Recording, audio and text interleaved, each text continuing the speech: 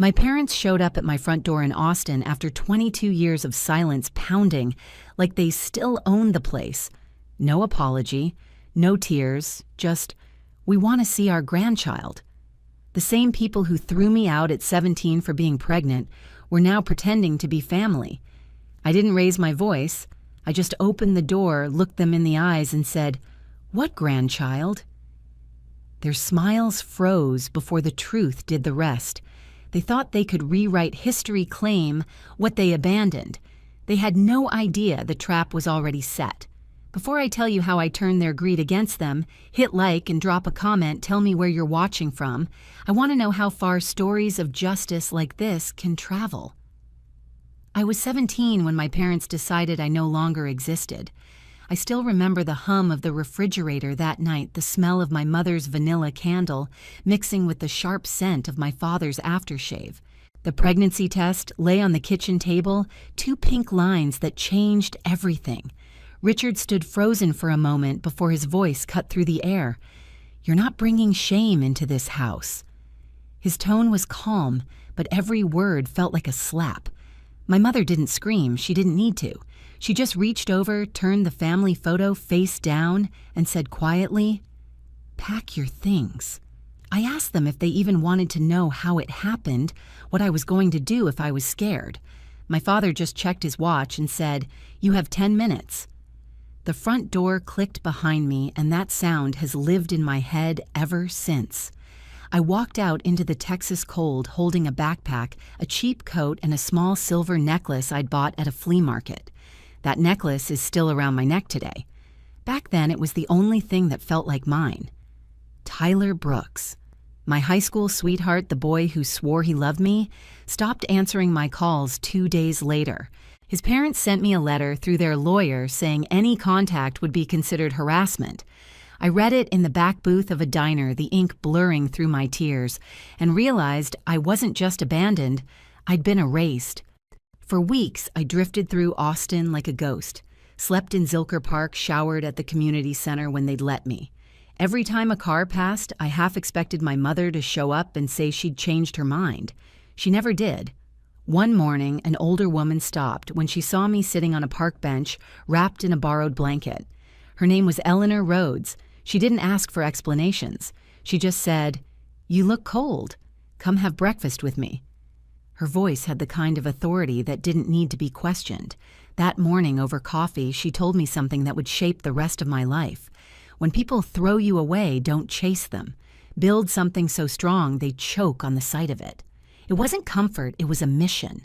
I didn't know it yet, but that sentence was the first brick of everything I would become. It started with a letter that smelled like my mother's perfume, sweet, expensive, fake.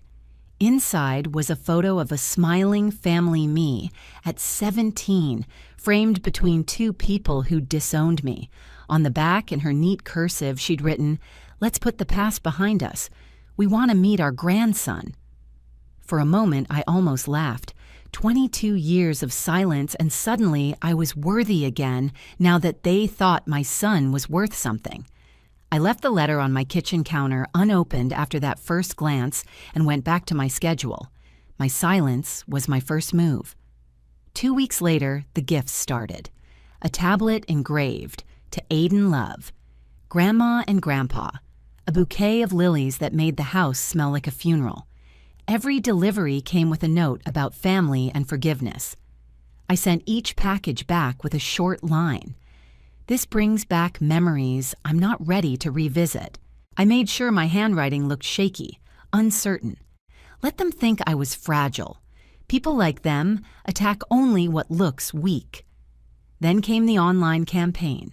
A lifestyle blog published a glowing piece about the Carters reunited, painting them as heartbroken parents reaching out to a cold, ungrateful daughter. They'd even used an old photo of me at my first hotel opening, cropped so I looked like part of their smiling clan. The comments were brutal. "She should be grateful. Family is family." I didn't reply. I just forwarded the link to Jade. Within hours, she traced the article to a PR firm my parents hired to repair their image. Tyler's return was next. He called from an unknown number, his voice smoother than I remembered. "I just want to make things right," he said. "Aiden deserves a real father figure." The nerve of it made my hands tremble. "You mean the kind that disappears when things get hard?" I asked quietly. He chuckled, thinking we were flirting. He had no idea I was recording every word. Behind the scenes, Jade's monitors lit up with alerts my parents were searching Texas family law, inheritance rights, and grandparent visitation claims. They weren't reaching out for love, they were building a legal strategy. I played along. Each "I'm not ready to talk" message from me made them push harder, convinced I was cracking. Richard started leaving voicemails about forgiveness, about how family legacy shouldn't be wasted on resentment.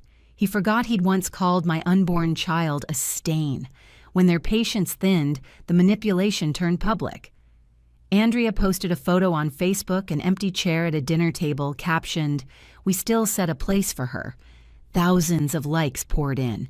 Sympathy stacked up like ammunition. But the slip came from Richard. At a charity event streamed online, he stood before donors and said into a microphone, "No one should be denied the right to see their own grandchild." The audience applauded, unaware of the rot underneath. I watched that clip in my office, the same office I built from nothing. His voice was calm, righteous, practiced the exact tone he used the night he said, "You're not my daughter anymore." Only this time I smiled, slowly, deliberately. "Perfect," I whispered. "Let's give them exactly what they asked for an audience." The night Richard's speech went viral, I poured myself a glass of wine and opened the old safe Eleanor had given me years ago. Inside were folders labeled like chapters of a book, Carter Estate Brooks Records Inheritance Law, Texas. I'd been patient for 2 decades. Now it was time to turn patience into a weapon. Eleanor had prepared me for this. Back when I worked in her office, she'd sit behind her mahogany desk, a cup of Earl Grey steaming beside her, and say, "Revenge isn't rage, it's timing. Rage burns quick. Timing burns clean." I didn't understand it then. I do now. The first move was legal. I called Samuel Barrett, the lawyer who'd handled Eleanor's will, and had since become both my confidant and partner. He didn't ask why I was ready. He just said, "I'll need every document they ever signed." His calm steadied me. We drafted airtight trusts and clauses confirming that anyone who had ever relinquished parental rights to me or any child of mine could never claim inheritance through association, a legal echo of their own cruelty. Then came the digital net. Jade Lyle set up monitoring tools that pinged whenever my parents searched my name or Aiden's. Within days, her screens were alive with data emails to PR agencies, private investigators, even Derek's "No Tyler's" messages about negotiating a settlement. We didn't stop them. We let them build their case brick by brick, every word a trap. I taught Aiden how to recognize manipulation. He was 12 sharp, curious, with the same quiet focus I'd learned from survival. If anyone tries to talk about family or legacy, I told him just smile and call me. He nodded already, sensing the weight behind my words. We planted bait through the tech world. Articles highlighting Aiden's innovative software for hotel optimization began circulating online. The story was true enough to be believable and exaggerated enough to lure them. Within a week, a courier arrived with another package from my parents, this time addressed to Aiden directly with a note, "Let's talk about your future." Perfect. Behind the scenes, Samuel and Jade worked in sync. Samuel built the legal wall, Jade built the digital cage.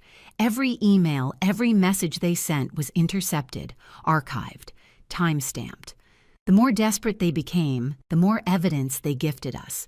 When they finally filed for grandparent visitation and financial interest, Samuel just smirked. They've walked right into it. That night, I stood in the hallway of my hotel, the one I'd built from scratch, and watched guests check in under the warm glow of chandeliers. I touched the silver necklace at my throat, the one that once felt like a reminder of pain. Now it felt like armor. They'd thrown me out to protect their name. Soon that name would be the one dragged through every news outlet in Austin. The summit was 2 weeks away, and when the lights went up, the truth would hit harder than anything I could ever say. The Austin Tech Summit opened under a sky so bright it almost felt mocking. Inside the convention hall, spotlights swept across polished marble floors, cameras flashing as investors, founders, and press filled every seat. I stood backstage, hidden behind the curtain, watching my son Aiden adjust his blazer. He looked calm, poised, ready.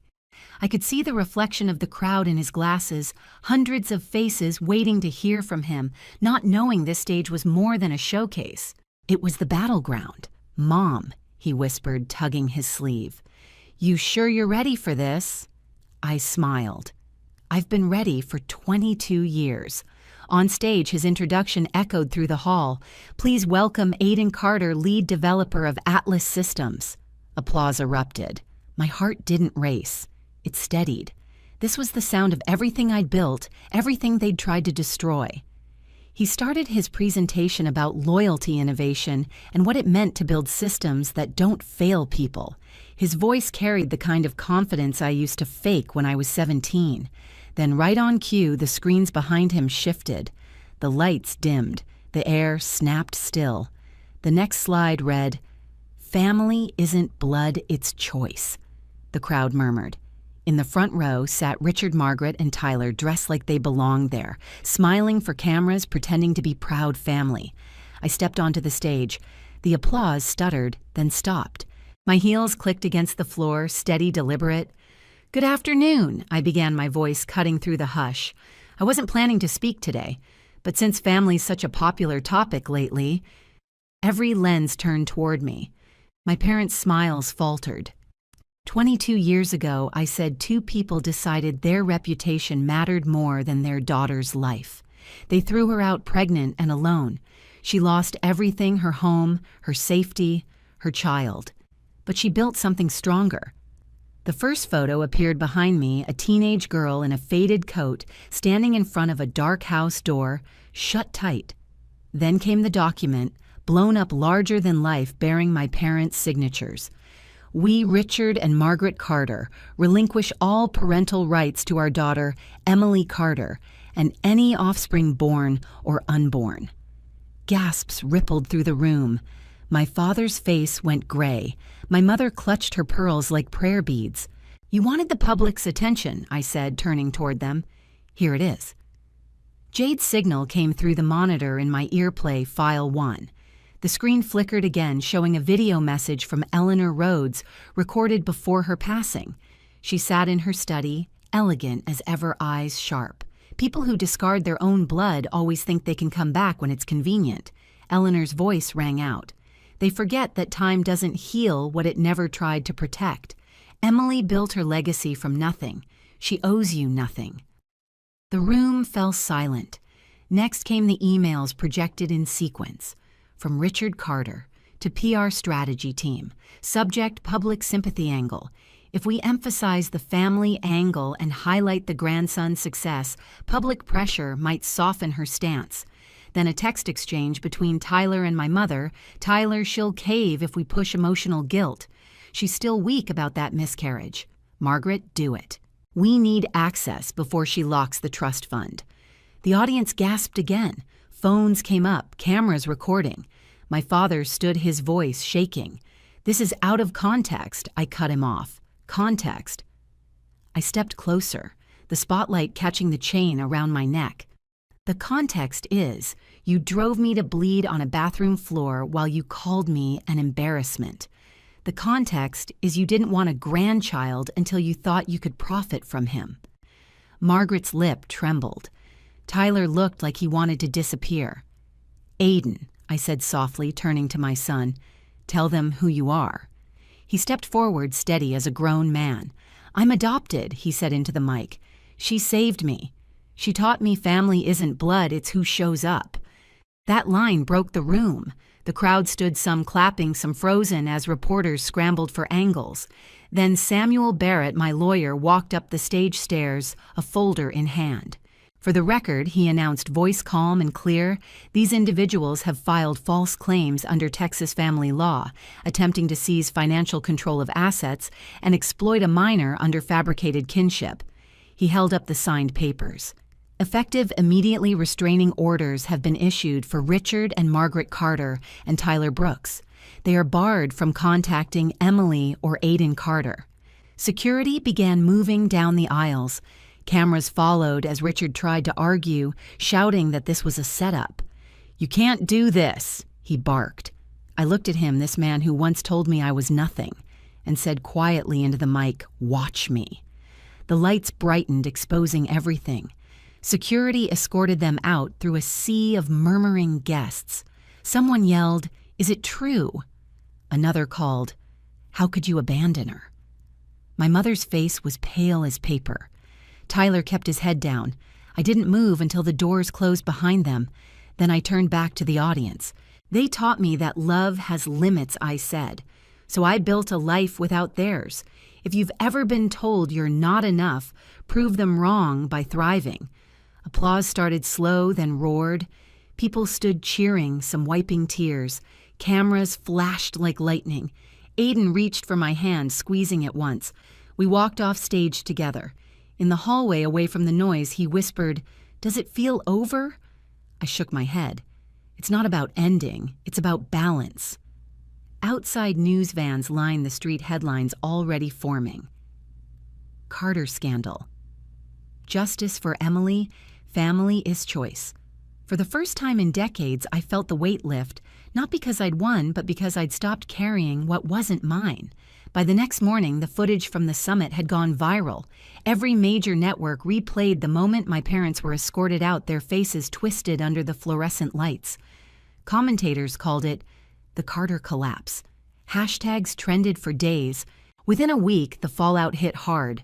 3 of my father's real estate partners withdrew their contracts, citing ethics concerns. Their company's stock dropped 15% overnight. Anonymous leaks. Thank you, Jade, surfaced screenshots of his private messages calling me a marketing liability. Investors fled like rats from a sinking ship. My mother tried to issue a public apology filmed in their living room, voice trembling through rehearsed regret. "We only wanted to reconnect with our daughter," she said, dressed in pearl earrings and lies. The internet didn't buy it. Comment sections flooded with rage. "You disowned her. You don't get to claim her now." Within hours, the video had more dislikes than views. Tyler's spiral was messier. His emails to my parents, those same ones about manipulating me, had caught the attention of the IRS. Turns out, hiding money offshore while applying for federal grants is a bad idea. Samuel's contacts tipped off the right people. Within a month, Tyler was under investigation for tax fraud and identity misrepresentation. He went silent after that. Meanwhile, I focused on rebuilding something better. The Eleanor Rhodes Foundation opened its first center downtown, offering housing and job programs for single mothers. At the ribbon-cutting, cameras flashed again, but this time it wasn't scandal they were capturing. It was redemption. Samuel stood beside me, calm and steady as always. When the crowd quieted, he turned, pulled a small velvet box from his pocket, and smiled. "You've built everyone else's home," he said softly. "Maybe it's time to build your own." The crowd gasped when I said yes. That night, after the guests left, I walked through the empty hall. The air smelled like fresh paint and promise. I touched the silver necklace still hanging at my throat. For years, it had reminded me of loss. Now it felt like proof that I'd survived it. Some nights, I still hear that door click, the sound of being cast out. But now when it echoes in my mind, I picture another door opening, the one I built myself. If you've ever been told you're not enough, remember this: your worth doesn't need their approval. Build your peace and let them watch from the outside. Hit like, share this story, and tell me where you're watching from.